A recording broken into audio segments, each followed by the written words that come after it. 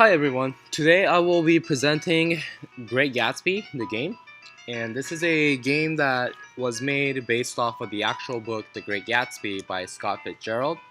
And this was a game that was made for an English class with a friend of mine.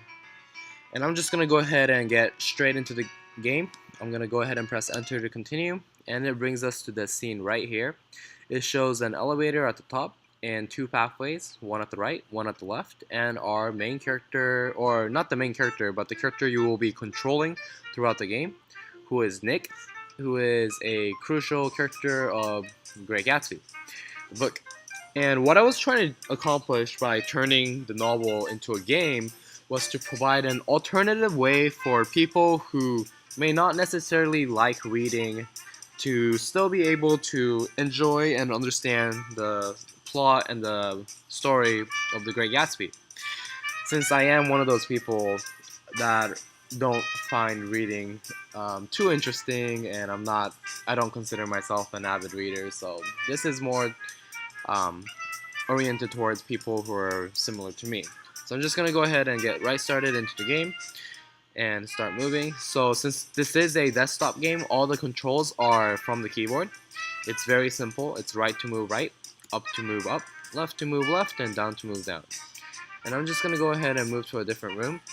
So every room has one character, and you can see that the characters move randomly, and if the characters get close enough to you, you see a box with an exclamation point pop up. And what that means is that you're close enough to that character to have a conversation.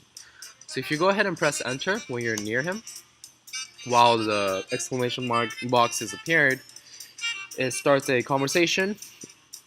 And a lot of the conversation that's in the game are direct quotes from the book. And if you go ahead and press enter, you could go through the text, and once you're done, it brings you back into the game. And now you might be wondering why there's an elevator. This is a game that's supposed to represent the book, so how is an elevator any relevant? Now, since it is a game trying to represent a book, I had to create some kind of mechanism for people to be able to move through chapters. And I thought an elevator would be a really nice way to move through chapters, since elevators are used to move through different stories in the buildings. So if you go ahead and move high enough in the top part of the elevator, you see the exclamation box appear. And if you press enter, you see chapter 1 all the way through 9, and those are actually correspond to the chapters in the book. So I'm going to go ahead and move to a different chapter. And to move through the chapters, you also use the right and left keys. And you hit enter when you decide on the chapter. It does a little shaky animation just for the heck of it. And I'm going to go ahead and exit out of the elevator and start talking to the characters in this chapter. I believe this one also has Tom. So if I go ahead and talk to Tom, you'll notice that the text is completely different from what we encountered just a moment ago. So I'm going to go ahead and skip through that, and let's go ahead and visit a different chapter. So every chapter only contains characters that were relevant throughout that chapter. So it may have only one character in that chapter, but if it does have more than one character, then it does indeed have multiple rooms. So this one has Gatsby, and then I'm gonna go ahead and just skip talking and go to a different room. As you can see, there's Tom, and there also might be Daisy in this chapter. Yeah, so there's Daisy right here as well. And the left and right it just loops around, so if you just keep going right, it'll bring us right back into this room right here.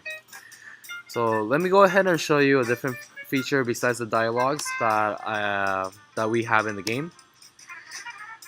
So chapter 8 is a very crucial chapter in the book, and for any of those who don't want me to spoil the book for them, I advise you to skip a minute, or I guess the rest of the video, since this is only I believe is one of the last features in the game. So in chapter 8, Gatsby actually dies, and as you can see here, when we first encounter Gatsby, he's completely fine. And then I'm gonna go ahead and talk to him. He's saying, "Where's the Daisy that I know and love? She must be out there somewhere. I feel so lost and lonely. I could just about die." Now, that's pretty ironic since it is a chapter he's going to die. But let me go ahead and exit out of the room and show you what happens when we go back. Gatsby is dead. And these are sort of like the little events that I try to incorporate through the game to make it a bit more interesting for all the people playing it. And that's pretty much it for the game. Thank you all for watching.